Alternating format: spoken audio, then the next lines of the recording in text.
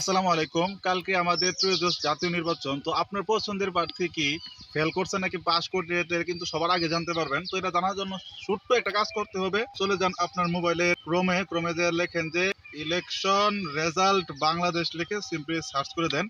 আর এখানে একটু নিচের দিকে আসলে দেখতে পারবেন যে বাংলাদেশ ইলেকশন কমিশনার বলে যে অফিসিয়াল ওয়েবসাইটটা আছে এটাতে প্রবেশ করবেন। এটাতে প্রবেশ করার পর এখানে দেখুন যে একটা ইয়ে আসছে, এখানে দেখুন যে জাতীয় সংসদ নির্বাচন, এটার মধ্যে ট্যাপ করবেন।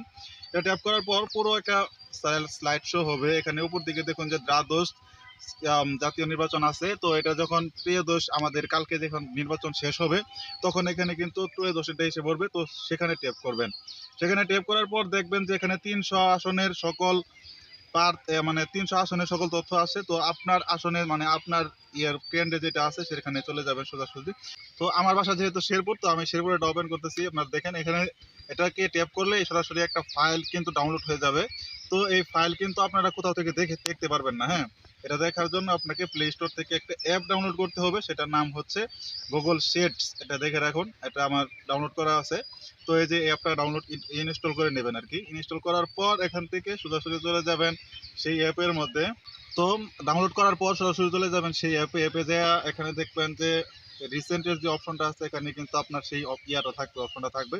তো সেখানে ট্যাপ করবেন। সেখানে ট্যাপ করার পর এখান থেকে যত প্রার্থী ভোটার সকল তথ্য কিন্তু এখানে আপনাদের জন্য উন্মুক্ত করা আছে, সবসময় উন্মুক্ত করা থাকে।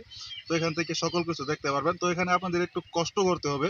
সেটা হলো এখান থেকে উপরের দিকে দেখবেন যে একটা নেম প্লেট আছে। এখান থেকে মানে প্রথমে দেখুন আসন্ন নির্বাচনী এই অনেকগুলো অপশন দেওয়া আছে। তারপর দেখবেন যে ভোটার যারা ইয়ে আছে প্রার্থী আছে তাদের সকলের কিন্তু নাম আছে। হ্যাঁ, তো এখান থেকে যদি নাম দেখতে সমস্যা হয় তাহলে সেখানে ট্যাপ করবেন। আর নিচের দিকে দেখবেন যে সমস্ত মানে অপশন যেগুলো আছে তাদের মার্কা কি সবকিছু আছে।